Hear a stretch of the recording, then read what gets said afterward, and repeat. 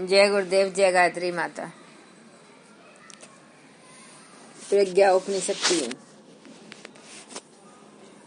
इसमें गुरुदेव जी आगे लिखते हैं कि नारी के शिक्षण हेतु स्तर के अनुरूप भिन्न भिन्न उपाय अपनाने पड़ सकते हैं। इसका निर्धारण समाज की परिस्थिति एवं नारी की मन स्थिति को देखकर ही किया जा सकता है। परिवारस्य कार्येषु नर कुर्यात् सदैव च। घर परिवार के कार्यों में पुरुष नारी का हाथ बटाए, उन्हें इतना अवकाश दे कि परिवार की व्यवस्था स्वस्थता सज्जा ठीक प्रकार रख सके। वार्तालाप कला कौशल एवं समस्याओं के समाधान में अपनी भूमिका निभा सके। घोर व्यस्तता की स्थिति में तो वे कुछ भी न कर सकेंगी। पारिवारिक दिनचर्या विधि व्यवस्था और परंपरा ऐसी रहे जिसमें उसे पाकशाला अवस्था में ही सारा समय न खपाना पड़े। ऐसी सुविधा जहाँ होती है वहाँ नारी को सुविकसित सुसंस्कृत एवं सुयोग्य बनने में विशेष कठिनाई नहीं रह जाती। यह पारिवारिक हित में बहुत महत्वपूर्ण है। नारी श्रम का अधिक महत्वपूर्ण उपयोग करने की आवश्यकता है। हे सज्जनों, नवयुग नारी प्रधान होगा। नव सृजन की भावनात्मक क्षमता की उसी में बहुलता है। अगले दिनों भावना प्रधान समाज बनेगा। उस स्तर के निर्माण की क्षमता नारी में ही सृष्टा ने प्रमुखता पूर्वक प्रदान की है, इसमें संदेह नहीं। युग का निर्माण और नेतृत्व करने के लिए उसका वर्चस्व करने में न विलंब किया जाए, न प्रमाद बरता जाए। आज समाज में चलन यही है कि पत्नी को चार दीवारी में ही बंद रहकर घर की सुव्यवस्था बनानी चाहिए एवं जहाँ तक संभव हो पुरुष बाल को व अन्य पारिवारिक सदस्यों के विकास हेतु खपना चाहिए। सदस्यों से यह वही करती आई है। पर्दा प्रथा जैसी कुरीतियों ने ऐसी त्रासदी और बढ़ाई है। यह मानव समुदाय के हित में ही है कि पुरुष व स्त्री दोनों मिलजुल कर परिवार रूपी रथ की गाड़ी खींचे।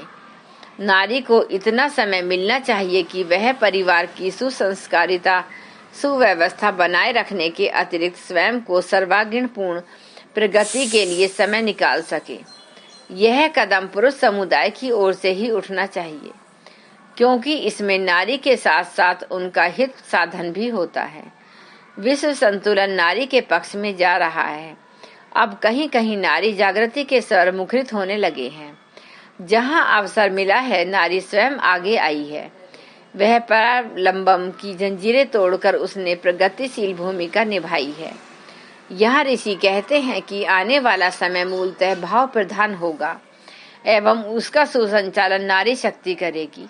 ऐसी स्थिति में यह न केवल सृष्टा की इच्छा के विपरीत है, अपितु एक तरह से मनुष्य की तुच्छता ही है कि वह नारी को विकास हेतु आगे बढ़ने देने को अवसर न दे।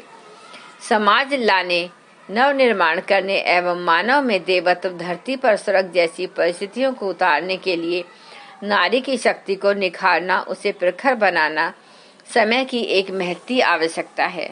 अगले दिनों नारी द्वारा विश्व का नेतृत्व किए जाने की संभावना इसलिए अधिक है कि पद दलित वर्ग को अगले दिनों अनीति मूलक प्रतिबंधों से छुटकारा पाने का अवसर मिलने ही वाला है।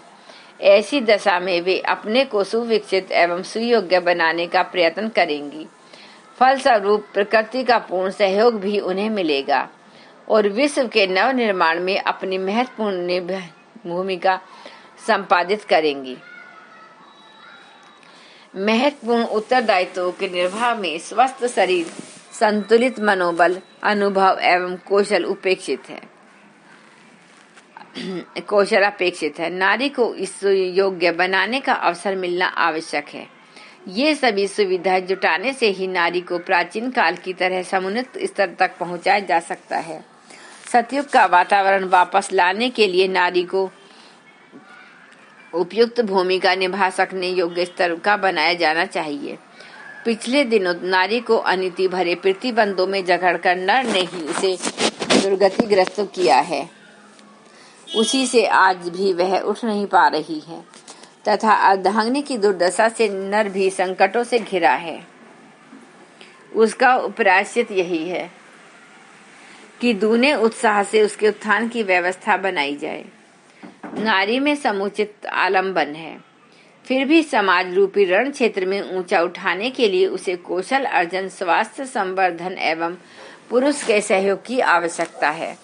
अभी तक तो उसे पराधीनता के पास में ही जकड़ा जाता रहा है। फल श्रुतियां सामने हैं। मध्यकाल के अनीति व दमन से भरे समय में पुरुष समुदाय को नारी शक्ति का दोहन भी किया। उसे पद दलित भी, उसे दंड स्वरूप अवगति के गर्त में जाना पड़ा। नारी की दुर्दशा का अर्थ है कि नर का संकटों से घिरना। अब यदि सत्वृत्तियों से भरा नया समाज बनाना है, सतयुग लाना है, तो नारी के प्रक्षुब्ध मनोबल को उभारना एवं उसे परिपूर्ण सहयोग देना ही पुरुषों का प्रायश्चित हो सकता है। नारी में शक्ति का अजस्त्र स्रोत है, उसे उजागर करने भर की आवश्यकता है। जब जब भी अवसर आए उसने आगे बढ़कर मोर्चा हाथ में लेकर अपनी साहसिकता का परिचय दिया है। नारी की सहज दुर्बलता के कारण उस पर कहीं कोई अत्याचार न होने पाए, इसके लिए समस्त समाज की जागरूकता आवश्यक है।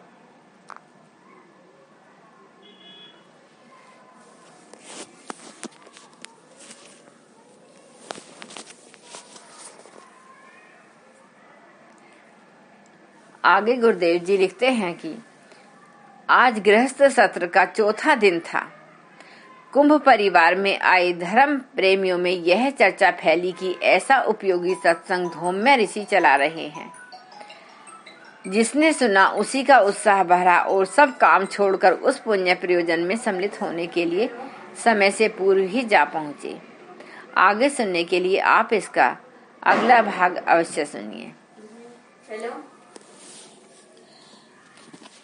सभी श्रोताओं से मेरी विनती है कि आपको जो ये प्रज्ञा उपनिषद सुनाई जा रही है, इसे विश्व के जन जन तक पहुंचाइए।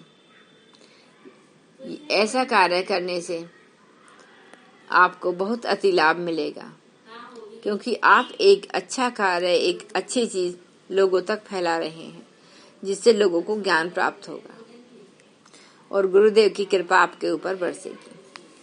धन्यवाद।